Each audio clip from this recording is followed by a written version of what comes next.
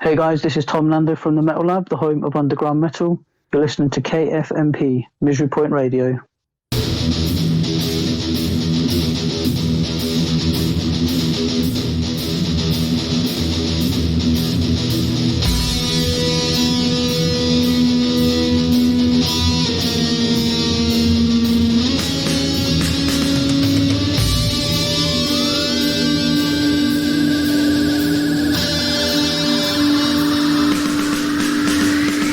Welcome back, Wastelanders!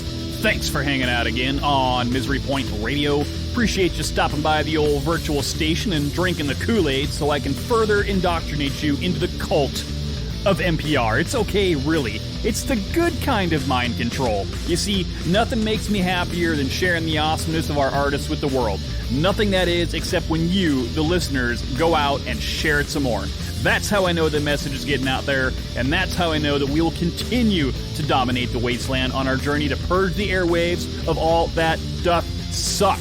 And today's guest is on the same quest to share the awesomeness. And though he takes a different approach than me in how he delivers his message, our paths are now forever intertwined, destined to intersect at random points in time to aid each other on this perpetual journey. I am, of course, talking about my good friend from the UK, Mr. Tom Nando, the mad scientist behind the online magazine The Metal Lab. I brainwashed Tom into returning to the show to catch us up on the many new things that are happening over in his neck of the woods. Or maybe he brainwashed me into letting him come back on, I'm not sure. Either way, we of course talked all things Metal Lab, the new features, the growing number of lab rats, as well as future plans and things that are still on hold until the time is right. We also talked a bit about the UK scene, and once again, Tom shared some music with me from two bands, Disconnected Souls and Thy Dispraise, which I will of course now share with you today. So needless to say, I'm a supporter of Tom in the Metal Lab, just as he is a supporter of myself and Misery Point Radio. So you can look forward to many awesome things that we will do together in the future for sure. So make sure you stay tuned to keep caught up on all of the awesomeness. So, put on your lab coat, grab your soul sanitizer, and enjoy another conversation with the king of all lab rats. Check it out. Hey, Tom, welcome back. Good to have you back on the show again. Hi Mike, thank you very much. Yeah, so, a lot's been kind of going on since the last time you and I chatted. How's things going over there in the UK right now? It looks kind of chaotic like it is here in the US. Yeah, we're still on lockdown tier 4, so yeah, it's pretty bad. Yeah. How about you personally? How are you holding up? Are you going stir crazy yet? I'm a frontline NHS worker, so it's been pretty sort of full on for me, really. I've just been at work and just getting on with it, to be honest. Oh, and is that NHS? Is that like the healthcare? I'm not really familiar with the terminology. Yeah, hospital. Yeah. So okay, so you're working right there up front, kind of dealing with all the madness firsthand. Well, I trust you're staying safe and doing all that you can do. I hope you're getting the support you need over there. Well, sometimes it is, sometimes it's not. So you can only try and do what you can do. Sure. Yeah. Well. Thanks for doing what you do, man. We definitely here in the States, I know we appreciate our people. I'm sure your people over there do too as well. It's rough going, but I guess, the cool thing is you get to once in a while break away from just the stress of that job, get back home, get to some music, kind of put that stuff all aside for a while. Last time we talked, the lockdown had really just kind of started, and you had started taking on some kind of more relaxing hobbies around home, doing some gardening, doing some stuff around the house. What have you been doing over the last few months just personally? Just again, home improvements. I'd actually just finished decorating just as we speak. Oh yeah, you were hanging wallpaper, right? Hanging the last roll of wallpaper. Yep, exactly. Awesome.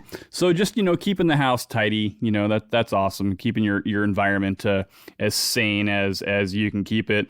I saw that your boy Jack looking to take his guitar playing to the next level. He's looking to get some band stuff going. Yeah, he's really interested in, having a band and getting out there on the road, obviously, when we can get out there. So yeah, he's very sort of driven. Yeah. So yeah, that's really, really, really positive attitude. Yeah, it's awesome. Did he get any response from the little feeler he's put out there online? Not yet, but obviously I just said to him, just be patient. There's probably people out there that are still, waiting to just see what's going to happen with the whole restriction thing. Sure. So, yeah, it is kind of a tough time as far as, starting bands, and obviously, shows are not really happening, maybe a few one-offs here and there, and people may not be comfortable getting together, just yet. But the idea that, things still kind of have to move forward at some point. You've got to, there's things you can do in the meantime. You can work, you can jam, you can write, you can do stuff separately and share files if you understand how that technology works. So I'm sure that Jack's gonna find some people to jam with, and I'm sure that's gonna go well. So best of luck to you, Jack. I hope that works out for you. So sounds like you guys are moving forward though, with your lives. Let's get back to the Metal Lab. So you've taken on a few new things over there. You've done some video interviews. Of course, we got the Battle of the Bands. We've got the featured artist.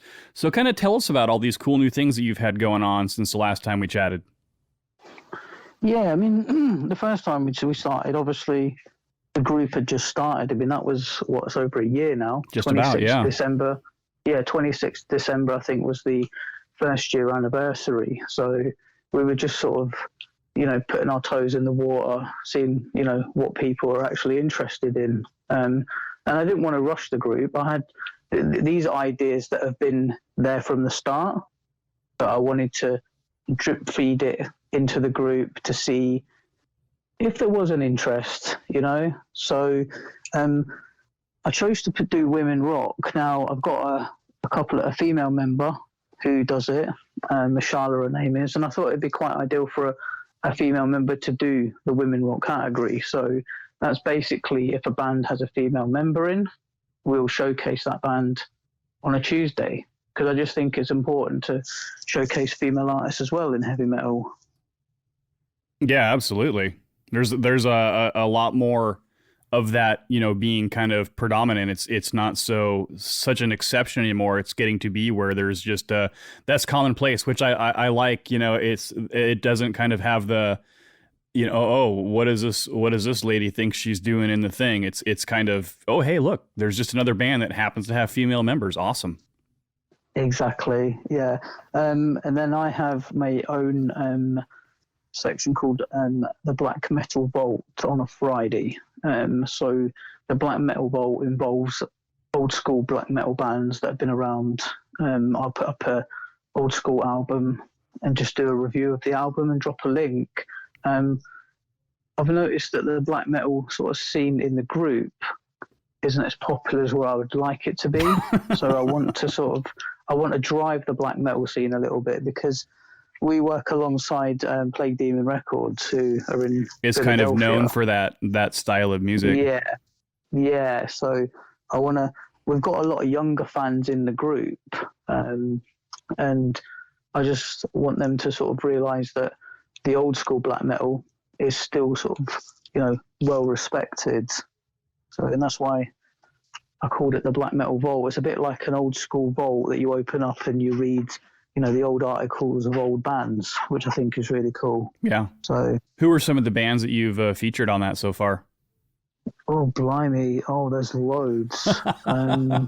You said blimey. We have Satyricon. Nice. Yeah. Let me just... You've took me out of there. Have you done like Dark Throne or Mayhem or Burzum or any of that kind of stuff? Not yet, because they're the popular ones, aren't they? So I've done Waitan. I've done Cassius Luciferi, the album.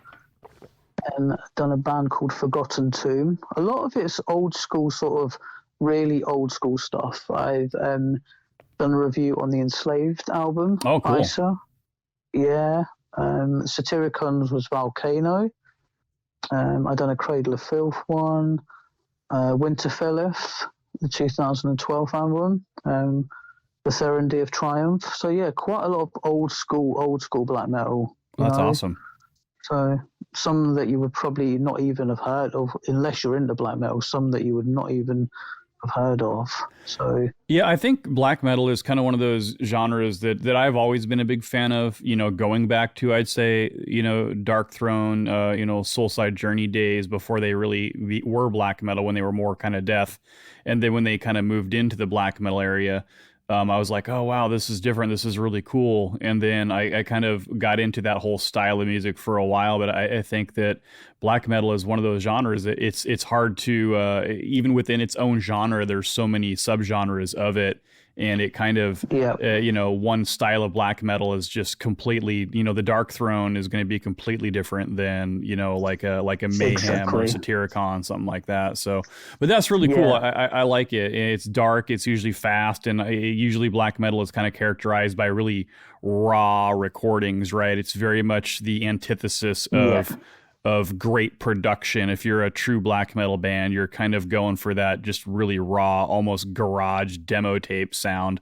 And that's definitely, that's not a lack of talent or ability. That's a defined characteristic of some of those really old school styles of music. So that I think that sometimes that the people that aren't prepared for that, they just think it's a mess until they get used to kind of how that is, and they realize, oh, this is just a big part of a lot of what these bands do. And of course some don't. Some go for, better production or, different kinds of things. But that's cool. I appreciate the fact that you're focusing on black metal. Let's talk about, you've also started doing the Battle of the Bands, kind of a format, which has been a really popular thing for you over the last few months. Yeah, it's been absolutely. I didn't really realize how popular it would become. I mean, I started it first in the group at the start of last year, and there was no radio interview or anything. We just started it as a normal two bands get put together. Everyone votes for it, and then I had a message from a DJ in South Africa who works for a station called France the Planet. He said, "Would you fancy collaborating together?" And the winner of the Battle of the Bands comes on and gets a interview on the Monday Night Metal Madness show, and we play the track.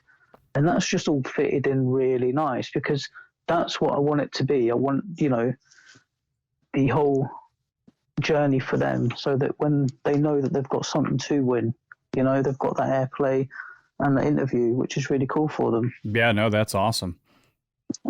We've had some bands who, when they've had an interview, it's the first interview that they've ever had on radio, and I just couldn't believe that. I'm just like, really? Have you heard the production of your EP? It's such a really cool, EP. It's mixed really well.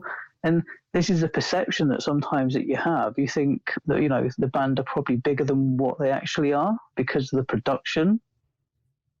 Yeah, for sure. Because we had a band called Wormhaven, amazing band. They won our Battle of the Bands, and it was literally their first ever radio interview.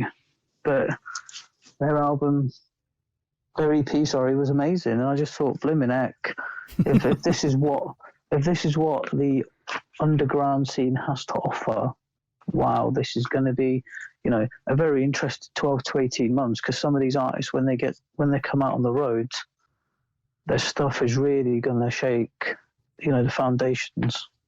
Well, and really, when you think about it, the only difference between, say, an established band or a mainstream band and an underground band is the discoverability factor, like that people have heard it, of course, and people have attached to it. And one of my favorite bands, and I've probably told you this before, but I'm a huge fan of 13th Sign from UK, and they have rapidly become one of my just favorite bands in general, not even just favorite underground bands. But I listen to for instance, their new album, I don't know if you heard it, but Ashes of a Treacherous Silence.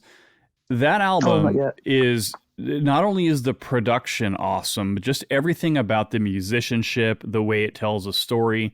So I look at this band and I'm like, I don't understand why these guys are not just a worldwide band at this point. And the only thing I could think of is just the right person hasn't heard it. And there's a million bands out there like it that are just immensely talented. And sometimes you hear bands that are popular bands or they're quote unquote mainstream bands, and you just go, well, I don't really see this as being anything better talent wise. And that's just kind of always, I guess you can look at that with everything, like athletes, professional sports people, you know, people on the radio, people that do all these cool things, and you go, wow, these guys are great, but so is this guy, and so is this guy, and so is this girl. You know, it's kind of Yeah. that one factor of the right person getting their hands on your stuff. So I think that's cool. I love the idea that these Battle of the Bands guys get to get on the air and get on the radio and get their stuff heard, and that's really cool, especially for the first time. I remember when I was in a band, the first time that we got interviewed on the radio, I was nervous as hell.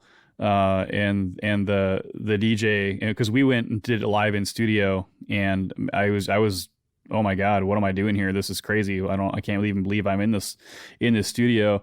And now, you know, I look back at that and I go, that was just such a cool feeling after it was all said and done. Just be able to tell your friends, dude, we got this interview. It's really cool. So that's awesome. So the Battle of the Bands thing, how it works is you basically post two bands on the magazine page, on the group page, right? And then just the members of the group or the listeners, they just basically say, I like this one or I like that one. It's kind of an ingenious concept. I'm kind of surprised other people haven't really done it to the degree that you're doing it. So am I. I mean, no one else is doing it. And I've had a few comments saying, oh, well, why'd you put two different bands together? And I said, well, when you go to a Battle of the Bands, well, I have, there's always been different styles and different genres competing against each other anyway. Yeah. And it's a bit boring just putting two black metal bands, because if people don't like black metal, they're not going to vote on it. Yeah. Yeah. So this is why I mean, I have probably about 40 submissions still outstanding for the rest, probably the next 3 or 4 months. So, you know, we've got still loads of interest, people sending stuff in, which is cool. And what I like is, after speaking with the bands for the last couple of months, and the whole coverage from France to Planet. I mean, he's based in South Africa, but his radio station goes all over the world. Right. I mean, you know, he has listeners in Europe, France, Belgium, UK, America. So the coverage is amazing for the bands as well. I mean, if they're an American band and they've never been out of America, that's amazing for them to be heard in Europe. Yeah. You know, and speaking to some of the band members, you know, they've messaged me and said, oh, over the 6 days, because the Battle of the Bands runs for 6 days, we've had X amount of new subscribers on our YouTube. Spotify's gone up by 150 new fans. And if that is to do with the Battle of the Bands, this is what it's all about. You know, this is amazing. Yeah. This is why, you know, we're doing it. Yeah, that's killer. And so let's talk about that YouTube channel then, because last time we talked, you were talking about doing it, but it hadn't really been set up yet. So is that in full swing at this point? Not yet. We're trying to drive as much live content as we can, and then we want to put it on. So I've got about 12 months worth of Metal Around the World. So we're going to showcase that on the YouTube. So keep your eyes out in the next couple of months for that. We wanted to have enough sort of content so that we could drop videos 2-3 times, you know, a day, so that people aren't just going to get bored. You know, we want to keep people, you know, still sort of interested. Yeah. So I didn't want to just have like 6 videos and then put them all out, and then we're waiting 4 or 5 months to put another video on. So this is why we've left it so long, because it can happen, you know. For sure. Yeah, the Metal Around the World, we've got over a year's worth of Metal Around the Worlds that we can now turn into Metal Around the World videos with little sort of, you know, a little globe with a little plane flying around it and stuff like that. Yeah. All the really cool stuff that we can use YouTube for. So that's awesome. It's gonna, yeah. And you were also talking about doing like I don't know if this has gone live yet, but you were talking about like I think it was called Garage Live. Did that ever materialize? We couldn't because of lockdown. That was a problem. Garage Live, we were gonna, like, you know, interview bands in the garage and just do like a raw feel. I did manage to get one face-to-face interview with a new wave of British heavy metal band called Satan's Empire. Mm-hmm. Their videos, that's viewing at just over 1K views now, which is pretty awesome. Yeah, so really good. And we're hoping to try and sort of push the new wave genre this year. I've got a couple of interviews lined up in the next couple of months with some new wave bands. One called Weapon UK. They toured with Motorhead in, I think it was 1982, on the Aces Up Your Sleeve tour. So yeah, that's going to be some interesting stories from that one. Yeah, I'm actually quite familiar with Weapon UK. I think they're fantastic, and so you've moved into. But doing interviews, you've got a cool new little studio setup going on, and you just released one just here a few days ago. So how's the interview process going for you? Aside from doing the print interviews, now you're also doing video interviews. Yeah, I've noticed that the bands, they don't mind answering the questions, but they like to do the live stuff more. Yeah, for sure. So for me, it was just about getting the group built up, getting the Metal Lab's name out there, and then also introducing people to Tom Nando and making sure that they know who I am, you know, and just the confidence really for me and my interview skills, because it's not easy, it's sometimes, you freeze and you think, oh my God, what am I going to say? Yeah. So there is a lot of production. I have a friend called Richard who helps me with everything. He does, all the stills. And this is what we're doing as well. We've also got a second camera doing for the YouTube as well, so that we can do all stuff like that.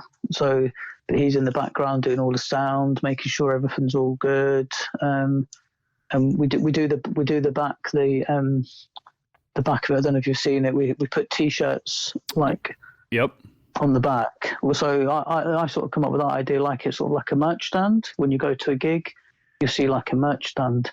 So when I do my interviews, we'll have a couple of underground bands T-shirts at the back of us. It's just, again, promotion for them. And we've got an endorsement deal with a UK merchandise company who does all of our merchandise, called Moving Merchandise. So obviously we have their T-shirt up all the time as well. Yeah. So they make key rings. We've got pint glasses. We had a Metal Lab Christmas jumper designed for us. Patches, all cool stuff. That's awesome, dude. And clearly the word has got out now, because you went from 1,200 members, kind of at the end of last year, give or take, and now you're up to 52 and counting, 5,200. So clearly the Metal Lab has made an impact on that. How does that make you feel? Yeah, really good. Quite overwhelming, really. But it's getting to the stage where people are now messaging me and saying, we'd love to be part of the Metal Lab, and we want you to do this exposure for us, because 5K is such a nice number. Because when we do the live videos on StreamYard, we share it about. I mean, I think the last live interview I done was the other night with Sam from a UK hardcore band. And it's got nearly over 500 views, and that's just in under a week. Yeah, 585 views. Yeah, that's awesome. Crazy. Just in under 3 days.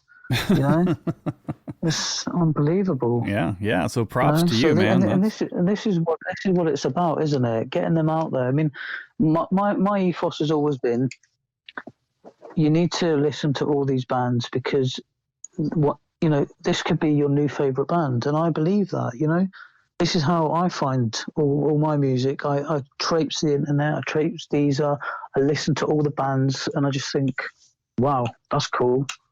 And I really like it. And one day this band, could be your new favorite band. You could be going out buying the merch and stuff. And that's what it's about, isn't it? Yeah, absolutely.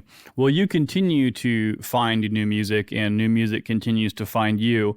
And you sent me a couple of songs from a couple of bands. So I want to talk about that for a few minutes. So one band is from Iran or Iran. I'm not sure how they're saying it, but either way, from that area. So tell us about this band.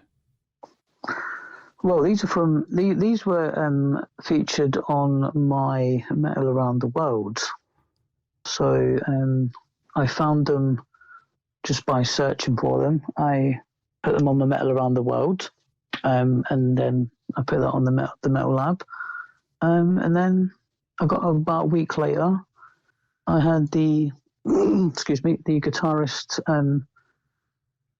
Abington messaged me, and he said, "Oh, I've seen your metal around the world. It's absolutely amazing. Thank you for featuring us on it."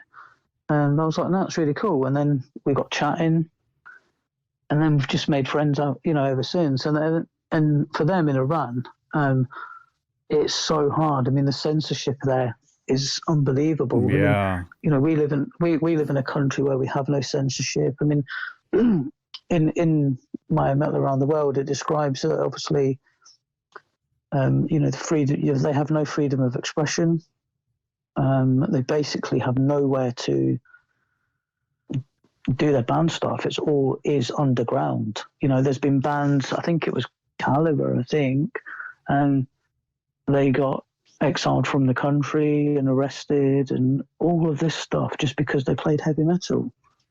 Yeah. And the interesting thing is they have a woman in the band, Shaida, and she says it's so hard to be a Muslim woman in Iran in a heavy metal band.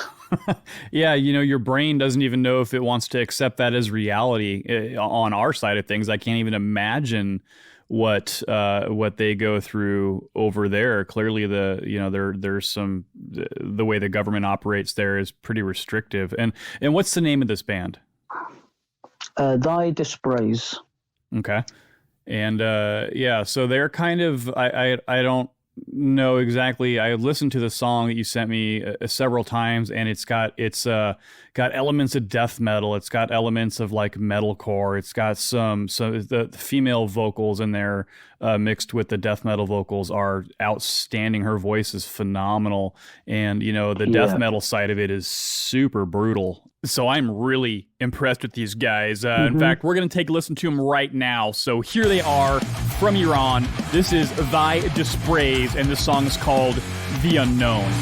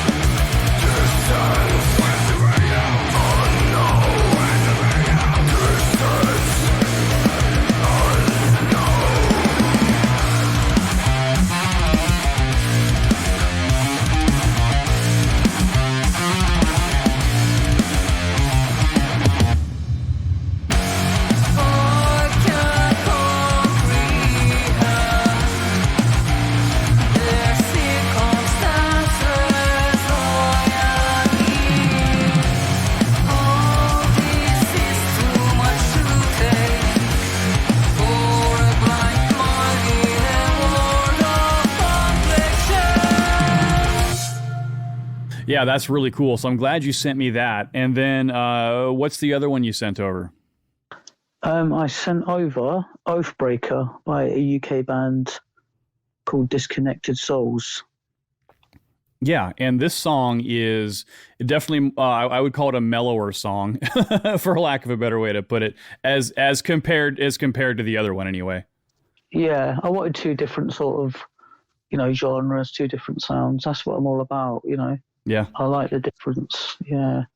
Yeah, no, so it's awesome. We got a band from the UK and a band from Iran, and so truly some music from around the world. Which at the end of the day, Tom, I think that's really what you do best. Is you come across this material and you're presenting it in a fashion that is approachable for the listener. It benefits, the artists, and it's very much, it's not like it doesn't come across as advertising or pushy. It's just really like, hey, check this band out. These guys are awesome. I like them personally. And so you're giving them a whole bunch of forums to kind of make that happen. Yeah, and as Abtin said, I mean, he never realized that so many people outside Iran liked the music because of the censorship is so strict in their country. They don't really have much communication with, as you call it, the outside world. Yeah. So the Metal Lab is their little sort of safe haven where they can put their stuff up. People will comment on them. I mean, they even won the Battle of the Bands. They were up in the Battle of the Bands against a Australian band, I think it was.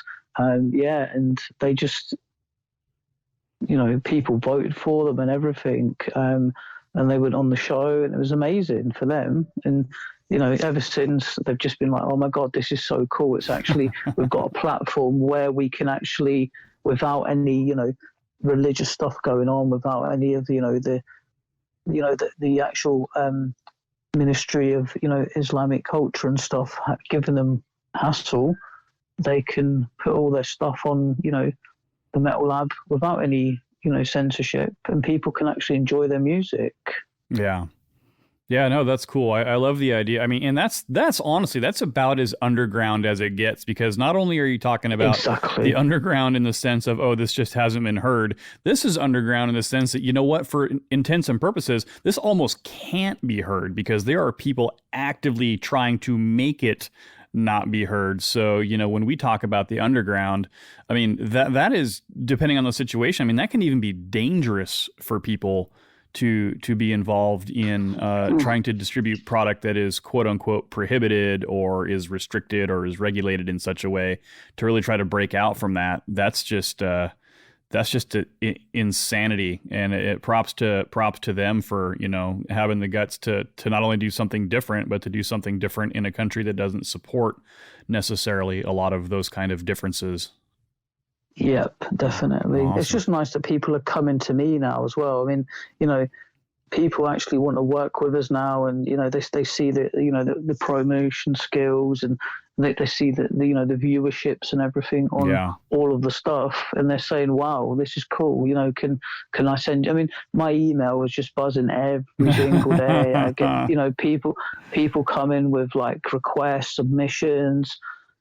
We've got the new artist showcase that I've just put up, so people are, sending videos over for that. It's going crazy. I need a PA, I think.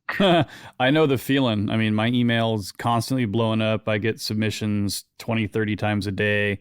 People messaging me on Facebook and on Instagram or on Podbean, where my platform is hosted. So yeah, it's pretty cool. It's a good feeling. I mean, it means that you're making an impact on people's lives. And, I guess there's a lot of people that I talk to on our end of the business as well, where they get really upset. Oh my God, all these guys are sending me all this shit. I don't even want it. I'm like, dude, that's what you're there for. You're supposed to be promoting this stuff. So if you're somebody who gets angry that people are wanting to share their stuff on your platform, then go away, because, what's the point?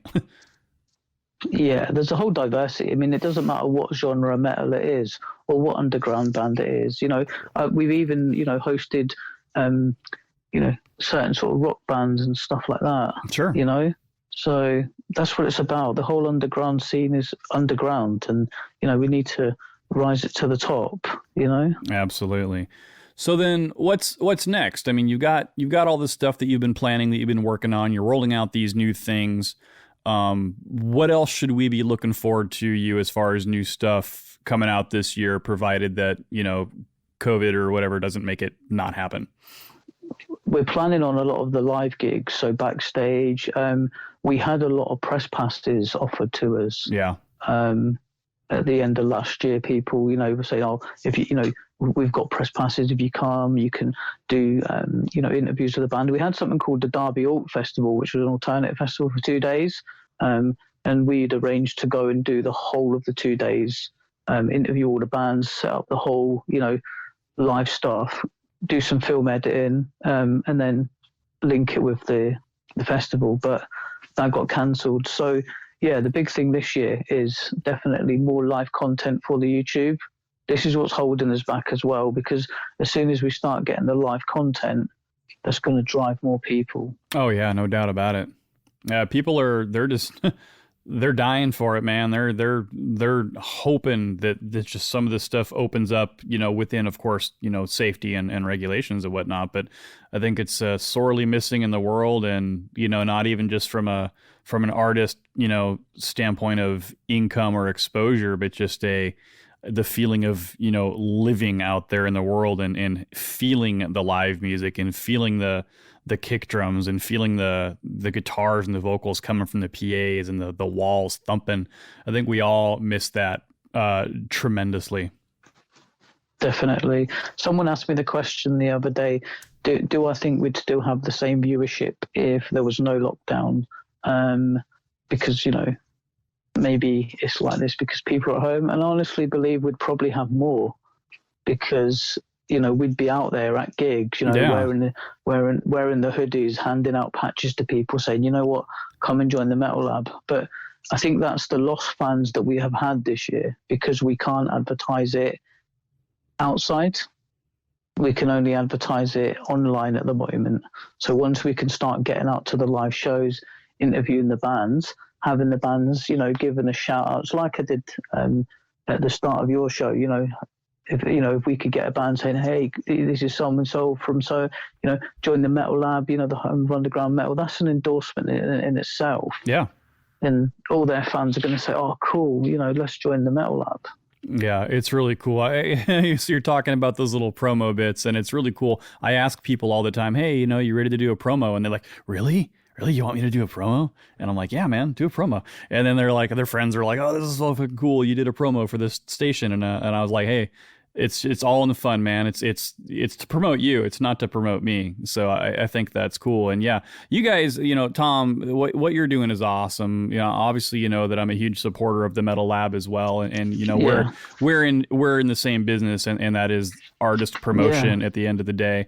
And so I congratulate you on the success of the Metal Lab. And I know for a fact whether or not we get back to live stuff anytime soon, or whether or not we kind of stick with what we're doing, I have no doubt that you will continue to grow the group and to grow the magazine and to grow the amount of artists that you get under your belt. And I just think that's awesome. I really appreciate what it is that you do. I think the important thing is for me, and someone's already said this to me, I treat all of the bands like they are professional artists. Like, every band that I speak to, a band member, I'll treat them like they're huge stars, because to me they are. I'm not a musician. I can't play any instruments. But to me, they're in a band. They're doing stuff that I have never done. So, I have that mutual respect for them. And I think a lot of them, maybe they've gone to other groups or other organizations, and people have just said, nah, we ain't interested. But we are, we will promote anyone. Yeah. Anyone. Awesome.